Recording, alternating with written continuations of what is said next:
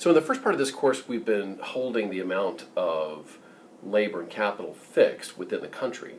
We haven't, in particular, looked at the impact of immigration or foreign direct investment on the economy. And those are increasingly important parts of international economic integration. So I want to look at the impact of immigration on an economy in this video. And immigration can be a very controversial issue, especially in developed countries. As wages in developed countries are typically higher than developing countries, and there's this real push of people trying to come in and improve their lives by working in the more developed economy. And the concern arises about the potential impact on wages in the developed country, which is receiving this new immigration. Now, this is an old controversy. In the late 19th century and early 20th century in the United States, there was immigration coming from Europe, and that was controversial at the time in the U.S. And it has been controversial in Europe in recent years and continues to be controversial in many countries where this process takes place. So we're going to develop some economic tools to analyze this, and we're going to look at this in the short run. When I say short run, I'm going to keep the amount of capital in the two sectors fixed. So we've got a fixed amount, sector-specific capital in industry X and in industry Y. We're going to allow labor to come in from abroad, and then we're going to look at the impact on wages, on the payments to capital, and on output. Now we're going to also do this in the case of a small country. Now why do I do that? I want to keep the prices of the final goods fixed. Don't want to worry right now about the impact of the changes in output on the prices of the product. That would complicate the story. We want to focus really on these aspects, and then we'll potentially look at the impact in a large country later. So we're going to use this standard labor market equilibrium structure to analyze this, where we've got the value of marginal productivity of labor in X, the value of marginal productivity of labor in Y. That's the price times the marginal productivity in both sectors. This is the total amount of labor initially in the economy. We have the payments to capital in X given by that area, the payments to capital in Y given by that area. This is the amount of labor in X originally. This is the amount of labor in Y, and again, that's the total amount of labor in the economy. So how do we model labor migration? It's an increase essentially in this horizontal axis. So now we have an increase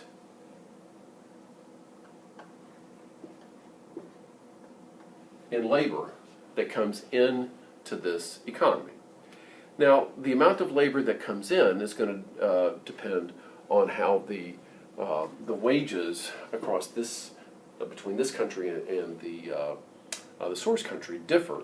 But let's just say that we've got the workers come in by this amount, and it stops. So how does that affect our graph here? What we have is that we're going to simply recreate this value of marginal product of labor curve, put it over here. Okay, this is the value of marginal productivity of labor after the increase in the labor stock. So essentially you've just shifted this axis out to the right. So the initial amount, the initial wage is going to be one where there's now unemployment. Okay? At the initial wage, you have this much employment in X, you have got this much employment in Y, and there's this gap. So you have with an unchanged wage, you're going to have people that are seeking employment that are not able to get it. So, the increase in the supply of labor will tend to bring the wage down. It will go down to where the total amount of labor that is employed equals the amount of labor available in the economy. Okay, so it's just sliding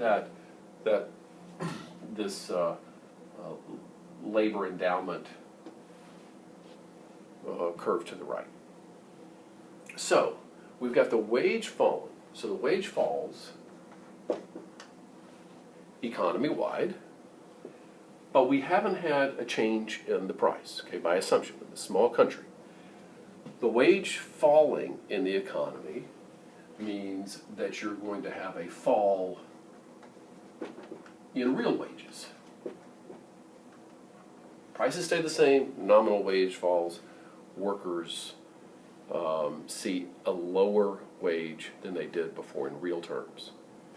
Now, let's be clear about this. For the workers that started in this economy, remained in this economy, they're going to get hurt. For the workers that come in, their real wage may be higher than it was in the home country. Okay? They're moving in, they are seeking a higher wage in this host country, and they may actually be better off. So when I say the fall in real wages, that's for the for the workers that started in this economy and remained there. How about the returns to capital?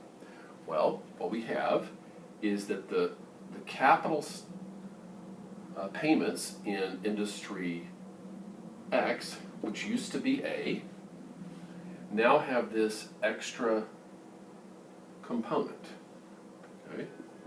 This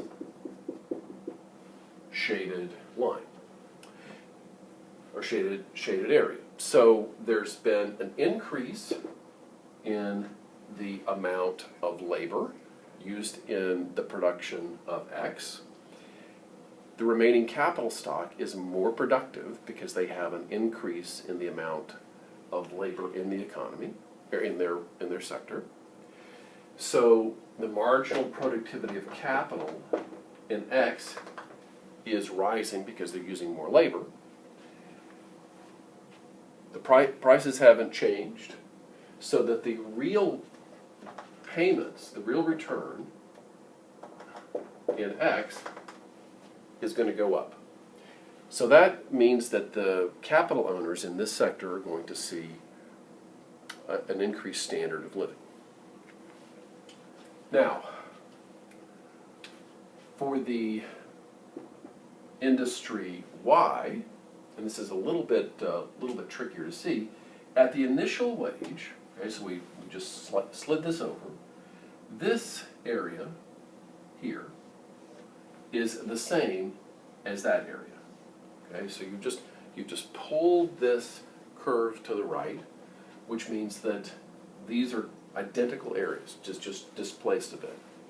What you have, though, is that capital owners get this amount plus they get this green hatched area, because they also have an increase in the amount of labor that they use. So what you have is that the real return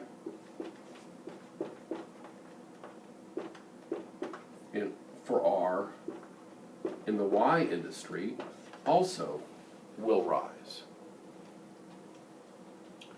Finally, because the amount of labor has increased, but some labor goes into both sectors, you're going to tend to see, or not tend to, you will see an increase in the output of both goods at unchanged prices.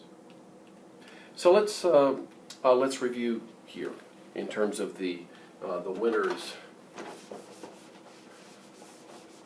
and the losers from this increase in immigration, increase in capital stock. So, those who gain, capital owners in both sectors. Losers, labor, okay, the original labor,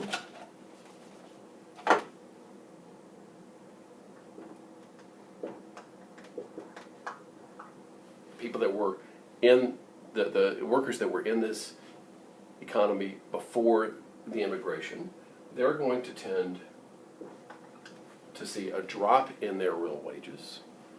Now, the impact on the workers, the immigrants that come in, is a bit more ambiguous because we don't know for sure what their wages were in the other country based on this analysis. But I think it's fair to expect that for them to be willing to come into this economy, their real wages would have to rise, because if they're not, they wouldn't come in the first place. So another gainer are the immigrants, because they're going to see higher real wages. Finally, output in both sectors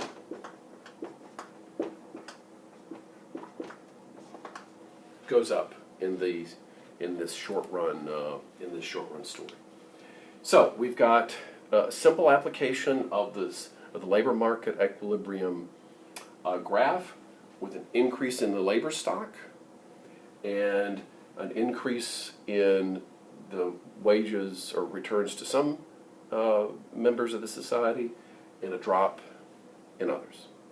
So this really shows the, if you will, the political economy in the short run of the positions that people might take on immigration.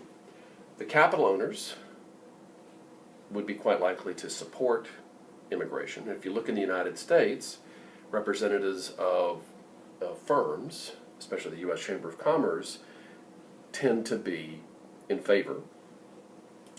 Advocates for immigrants tend to want to see this because the lives of these people could be better off.